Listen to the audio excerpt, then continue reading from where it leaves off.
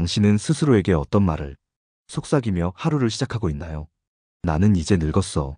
이 말 한마디가 당신의 인생을 얼마나 깊게 또 얼마나 무겁게 만드는지 혹시 느껴보신 적 있나요? 사람은 자신이 자주 하는 말에 따라 삶의 방향이 바뀝니다. 나는 더 이상 쓸모없어. 나는 예전 같지 않아. 이런 말들을 반복하면 몸보다 마음이 먼저 주저앉고 그 마음은 결국 뇌에 명령을 내립니다. 이제는 늙을 차례라고. 오늘의 이야기는 평범한 어느 날 거울 앞에 선 한 여성의 이야기로 시작해보려 합니다. 강선영 씨는 올해 64입니다. 예전에는 손재주가 좋아 이웃들 옷수선을 도맡아 하곤 했죠. 누군가의 바지단을 수선해주면서 작게 미소 짓던 날들. 그것이 선영 씨에겐 소중한 일상이었습니다. 하지만 몇 해 전부터 작은 것들이 손에서 자꾸만 미끄러졌고 바늘길을 꿰는 게 점점 어려워졌습니다. 그녀는 말했습니다. 내가 이렇게 된 거 보니까 이제 나도 늙었나 봐요. 그날 이후로 선영 씨는 수선을 그만뒀고 동네 모임에도 얼굴을 비추지 않았습니다. 집안에서 시간을 보내는 날이 늘어났고 혼잣말도 늘어났죠. 나 같은 사람이 무슨 도움이 되겠어. 늙으면 이렇게 외로워지는 거지 뭐. 그 말을 들은 그녀의 딸은 마음이 무너졌습니다. 엄마는 예전보다 훨씬 자주 깜빡깜빡했고 평소 다니던 길도 가끔은 헤매곤 했죠. 의사는 이렇게 말했습니다. 초기 알츠하이머 증상으로 보입니다. 무엇보다 중요한 건 본인의 마음가짐이에요. 자꾸 늙었다는 생각을 하면 증상은 더 빨리 진행될 수 있습니다. 뇌는 우리가 던지는 말에 민감합니다. 나는 이제 늙었어라고 말하는 순간 뇌는 그 명령을 그대로 받아들입니다. 그리고 스스로 늙은 사람의 삶을 그대로 살아가기 시작하죠. 그 말을 반복할수록 걸음이 느려지고 생각이 굳어지며 사람들과의 관계마저 점점 끊기게 됩니다. 늙음은 어느 날 갑자기 찾아오는 것이 아닙니다. 마음이 먼저 문을 열고 그 다음 몸이 따라옵니다. 그 문을 닫는 건 생각보다 단순한 행동에서 시작될 수 있습니다. 조금 불편해도 혼자 시장에 나가보기, 익숙한 버스 말고 지하철 한 정거장 더 타보기, 할 수 있을까 망설이던 일에 작게 도전해보기. 무엇보다 중요한 건 내가 나에게 건네는 말입니다. 오늘도 괜찮아. 내가 나를 잘 살아내고 있어. 동양 철학자 왕阳明은 이런 말을 남겼습니다. 몸이 늙는 건 자연의 이치이나 마음이 늙는 건 스스로 택한 것이다. 당신은 지금 당신의 마음에 어떤 말을 속삭이고 있나요? 그 말 한마디가 당신의 뇌를 그리고 당신의 하루를 바꿔놓을 수도 있습니다. 둘째, 늙었다는 말은 단지 몸의 변화를 표현하는 것이 아닙니다. 그 말은 동시에 사람들과의 관계에서 자신을 한 발 뒤로 물러나게 만드는 신호가 되기도 합니다. 정재필 씨는 은퇴 후에도 활발히 사람을 만나고 봉사활동도 하며 지내던 분이었습니다. 하지만 지병으로 인해 몇 개월간 병원 생활을 하며 체력이 눈에 띄게 떨어졌고 그 이후 누군가 만나자고 하면 늘 이렇게 말했죠. 내가 뭘 하겠어. 이제 늙어서 민폐나 안 끼치면 다행이지. 그 말을 들은 주변 사람들은 점점 연락을 줄였습니다. 배려의 마음에서 또 혹시 불편하지 않을까 하는 걱정에서. 하지만 그 결과는 정 씨가 가장 두려워하던 고립과 외로움이었습니다. 사람들은 내가 불편할까봐 피하는데 나는 점점 아무도 없는 사람 같더라고요. 그는 결국 우울증 진단을 받았습니다. 누군가와 만나고 싶지만 먼저 연락하기에는 자존심도 상하고 마음도 위축돼 있었죠. 그가 스스로에게 했던 말, 나는 늙었고 무력하다는 생각은 그의 인간관계에 서서히 벽을 만들었습니다. 이처럼 우리가 무심코 내뱉는 말 한마디는 우리의 관계를 결정짓는 열쇠가 되기도 합니다. 관계를 맺고 유지하는 일에는 자신을 믿는 힘이 반드시 필요합니다. 그리고 그 믿음은 나는 아직 할 수 있다는 내면의 목소리에서 시작되죠. 이것은 단지 마음의 문제만은 아닙니다. 심리학자 마틴 셀리그만의 연구에 따르면 노인들이 스스로를 무기력하다고 인식하면 정말로 운동 능력, 인지 능력, 관계 유지는 물론 삶의 만족도마저 현저히 떨어진다고 합니다. 그 반대로 자신을 여전히 의미 있는 존재로 인식한 이들은 노년에도 활발히 사회와 연결되고 정신적 건강도 훨씬 좋았다고 하죠. 이 차이는 삶의 질을 가르는 가장 결정적인 갈림길이 됩니다. 혹시 지금 당신도 연락이 줄고 만남이 줄어든다고 느끼시나요? 그렇다면 먼저 이 질문을 던져보셔야 합니다. 나는 나 자신에게 어떤 말을 하고 있는가? 나는 정말 늙었다고만 생각하고 있진 않은가? 늙었다는 인식은 사람들을 멀어지게 만들고 자신을 움츠리게 만듭니다. 그러니 오늘만큼은 그 말을 입 밖에 꺼내기 전에 이렇게 바꿔보세요. 이제부터 나는 다시 살아보려고 한다. 중국 고전 논어에서는 공자가 말합니다. 사람은 자신이 스스로를 어떻게 바라보는가에 따라 마음이 움직이고 그 마음이 곧 운명을 만든다. 우리도 마찬가지입니다. 관계를 맺고 이어가는 일은 몸이 아닌 마음에서 시작됩니다. 그 마음이 늙지 않아야 관계도 삶도 늙지 않게 됩니다. 셋째, 나는 이제 늙었어라는 말은 삶의 모든 가능성을 스스로 닫아버리는 열쇠이기도 합니다. 김말순 씨는 남편을 떠나보낸 뒤 한동안 삶의 의미를 잃고 집안에만 머물렀습니다. 그녀는 말했죠. 이 나이에 뭘 새로 시작하겠어. 이제 끝났지 뭐. 하지만 어느 날 지역 복지관에서 우연히 접한 수채화 수업이 그녀의 일상을 바꾸었습니다. 그림은 잘 몰라요. 근데 그냥 색칠하다 보니까 마음이 좀 가벼워지더라고요. 그렇게 한 달, 두 달, 매주 수업에 나가는 습관이 생겼고 같은 반 수강생들과도 웃으며 인사를 나누게 되었죠. 그녀는 말합니다. 처음엔 그냥 색칠하는 거였는데 나중에는 내 마음을 그 안에 담게 되더라고요. 그리고 그게 누군가에게 전달된다는 게 참 기분 좋았어요. 그림을 그리며 그녀는 서서히 잃어버린 자기 자신을 되찾아갔습니다.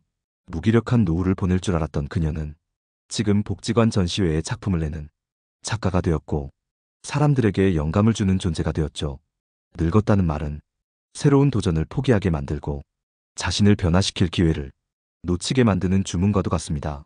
심리학자 에릭스는 노년기의 가장 중요한 과제를 자아통합이라고 말했습니다. 삶을 돌아보며 의미를 되새기고 그 안에서 새로운 가치를 발견해 나가는 것. 그 과정이 없다면 우리는 쉽게 좌절과 절망 속에서 마음을 닫고 몸도 생각도 함께 굳어버리게 됩니다. 말순 씨는 이제 말합니다. 나는 늙지 않았어요. 다만 조금 천천히 새로운 걸 배워가는 중일 뿐이에요. 이 얼마나 멋진 말인가요? 혹시 지금 당신 곁에도 무언가 새로 시작하고 싶은 마음이 있으신가요? 그런데도 자꾸만 나는 늙었으니까 하고 스스로를 막고 있진 않으신가요? 그렇다면 기억하세요. 늙었다는 말보다 더 무서운 건 그 말을 진심으로 믿고 아무것도 시도하지 않는 마음입니다. 자신의 가능성을 닫지 마세요. 누구에게나 삶은 지금 이 순간부터 다시 시작될 수 있으니까요. 논어에는 이런 말이 있습니다. 72종이 불출. 70이 되어도 배우는 것을 멈추지 않으면 그 사람은 노인이 아니다. 배움을 멈추지 않고 도전을 포기하지 않는 한 당신은 여전히 청춘일 수 있습니다. 넷째, 나는 이제 늙었어라는 말은 단지 자기 인식에 그치지 않고 자녀와의 관계, 가족과의 대화에서도 큰 벽이 되어 돌아옵니다. 박인수 씨는 70이 넘은 나이에 아들과 손주와 함께 살고 있습니다. 젊을 땐 말수가 많았던 그였지만 요즘은 거의 말을 하지 않습니다. 아들이 뭔가 물으면 내가 뭘 안다고 그래. 나는 이제 늙었어. 이 한마디로 끝이 납니다. 말은 줄고 마음은 멀어졌습니다. 처음엔 아들도 아버지를 존중하며 조심스럽게 대했지만 시간이 지날수록 대화가 줄고 서로에 대한 오해만 커졌죠. 우리 아버지는 늘 나는 몰라도 돼. 늙었으니까 라고 하셨어요. 그 말이 진짜 모른다는 뜻이 아니라 나에게서 점점 멀어지시겠다는 선언처럼 느껴졌어요. 그 말이 아들의 마음을 찢어 놓았습니다. 이처럼 나는 늙었다는 말은 가족과의 관계에서 주도권을 내려놓는 것처럼 보이지만 사실은 소통을 포기하는 것과 같습니다. 그 말은 가족에게 나는 더 이상 당신과 같은 세상이 아니라고 신호를 보내는 것이고 그 결과 대화는 단절되고 관계는 점점 메말라갑니다. 관계는 나이를 떠나 끊임없이 이어지고 소통되어야 유지됩니다. 나이가 들었다는 이유로 스스로를 뒤로 숨기면 자식들도 그 마음을 더 이상 들여다볼 수 없습니다. 심리학자 토머스 무어는 이런 말을 남겼습니다. 늙는다는 건 몸이 쇠한 게 아니라 자신의 이야기를 누군가에게 들려주지 않는 데서 시작된다. 말을 멈춘 순간 사람은 고립되기 시작합니다. 당신의 이야기는 여전히 누군가에게 가장 소중한 조언이 될 수 있습니다. 당신의 기억은 손주들에게 책보다 깊은 지혜가 될 수 있습니다. 하지만 그 모든 것의 시작은 당신이 나는 늙었어가 아니라 나는 여전히 배울 것도 많고 나눌 것도 많다고 말하는 순간부터입니다. 말을 바꾸면 관계가 달라집니다. 관계가 달라지면 노후의 외로움도 서서히 걷히기 시작합니다. 마음은 늙지 않습니다. 그저 닫혀 있을 뿐이죠. 열기만 하면 됩니다. 그리고 말하면 됩니다. 당신의 이야기를 기다리는 이들은 지금도 여전히 곁에 있습니다. 다섯째, 나는 이제 늙었어라는 말은 우리 스스로의 하루를 가볍게 시작하지 못하게 막는 은근한 족쇄이기도 합니다. 오승자 씨는 66생일을 앞두고 오래 다니던 동네 마트를 정리했습니다. 이제는 체력도 안 따라주고 손님 상대하는 것도 힘들어서 그냥 정리했어요. 이제 늙었으니까. 그 말 이후 승자 씨의 하루는 마치 무게가 실린 종이처럼 묵직하게 깔려 있었습니다. 이전에는 알람 없이도 눈이 떠졌고 무슨 일이든 손을 먼저 뻗었는데 지금은 침대에서 일어나는 데만 한참을 망설이게 되었습니다. 무기력함은 어느 순간 찾아온 것이 아니라 자신에게 건넨 그 한마디, 나는 늙었다라는 말이 하루를 어떻게 살아야 하는지를 은연중에 정해버린 탓이었습니다. 그녀는 하루를 버텨야 하는 시간으로 받아들였고 결국 마음도 몸도 모두 깊은 침묵 속으로 들어가게 되었죠.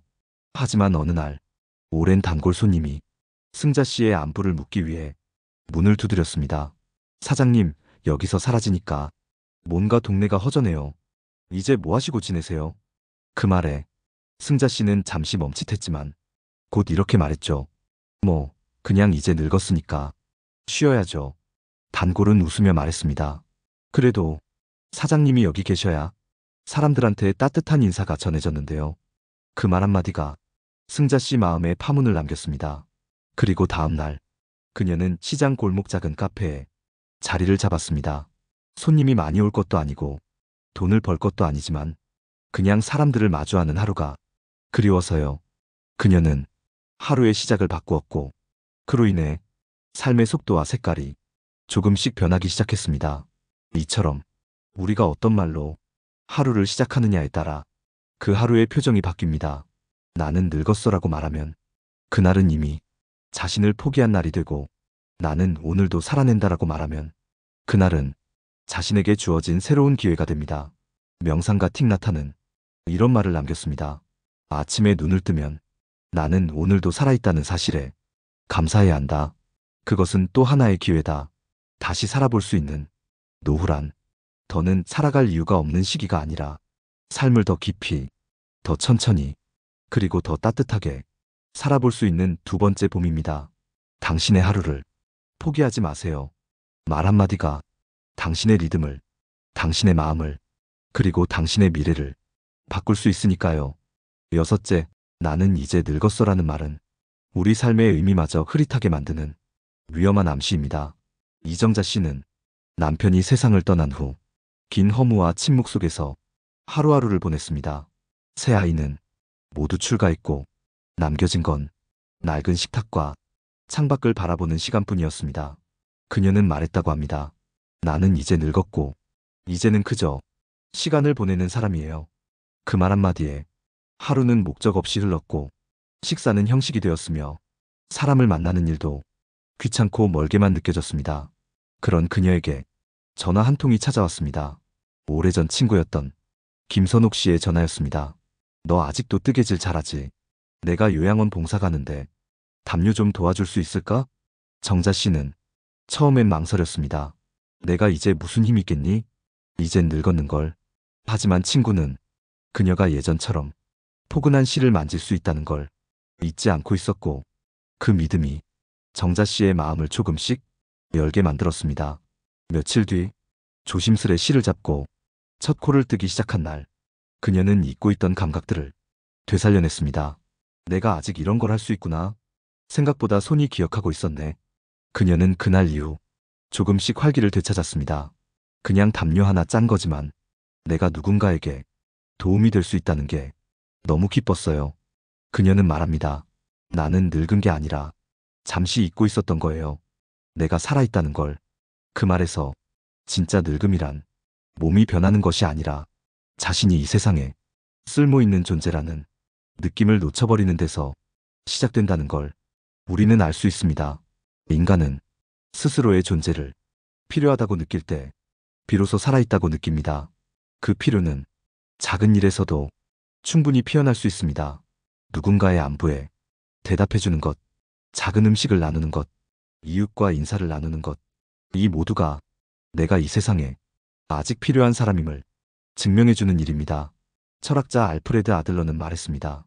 인간의 가장 큰 고통은 나는 쓸모없는 존재라고 느끼는 데서 비롯된다. 하지만 그 반대의 말 또한 가장 큰 기쁨이 됩니다. 나는 아직 누군가에게 필요한 사람이다.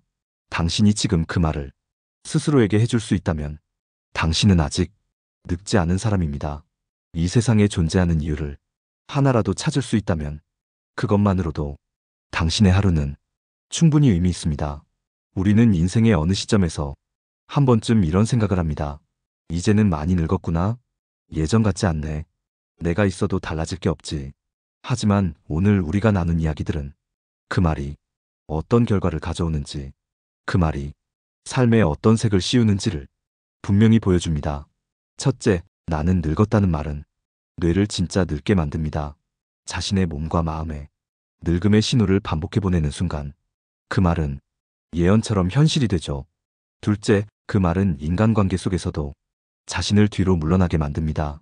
나는 필요 없는 존재라고 스스로 벽을 쌓는 순간 사람들은 그 벽을 넘기 어려워합니다. 셋째, 그 말은 도전을 멈추게 합니다. 삶의 새로운 가능성들을 가려버리고 평범한 하루마저도 무력하게 만들어버리죠. 넷째, 그 말은 가족과의 소통을 차단해버립니다. 말을 잃으면 마음도 다치고 결국 가장 가까운 사람들과도 멀어지는 결과를 낳습니다. 다섯째, 그 말은 우리의 하루를 무겁게 만듭니다. 아침이 기회가 아니라 의무가 되어버리고 기다림이 아니라 버팀이 됩니다. 여섯째, 그 말은 삶의 의미를 놓게 만듭니다. 내가 여전히 필요한 존재임을 스스로 믿지 못하면 세상도 나를 필요로 하지 않는다고 느끼게 됩니다. 하지만 우리 모두 알고 있습니다. 늙는다는 것은 숫자가 아니라 시선이라는 걸, 자신을 바라보는 그 눈빛이 삶을 얼마나 깊게 혹은 얼마나 무디게 만드는지를 우리는 스스로 결정할 수 있습니다. 지금 이 순간에도 당신을 기다리는 누군가가 있고 당신의 이야기에 귀 기울일 누군가가 있으며 당신이 웃기를 바라는 하루가 있다는 것, 그 사실을 잊지 마세요. 방송을 듣고 계신 여러분, 혹시 오늘 하루에도 나는 늙었어라는 말을 속으로 삼킨 적이 있나요? 그렇다면 이제부터는 바꿔보세요. 나는 아직 살아가고 있다. 나는 지금도 누군가에게 힘이 될 수 있다. 이 한 문장이 당신의 남은 인생을 다시 밝히는 빛이 될 수 있습니다. 오늘 방송이 여러분의 마음에 작은 울림이 되었다면 댓글로 여러분의 이야기를 들려주세요. 여러분의 한 문장이 또 다른 누군가의 용기가 될지도 모릅니다. 좋아요와 구독은 이런 이야기를 계속 이어가는 힘이 되어줍니다. 여러분의 오늘도 충분히 아름답고 존재 자체로 따뜻한 하루입니다. 감사합니다.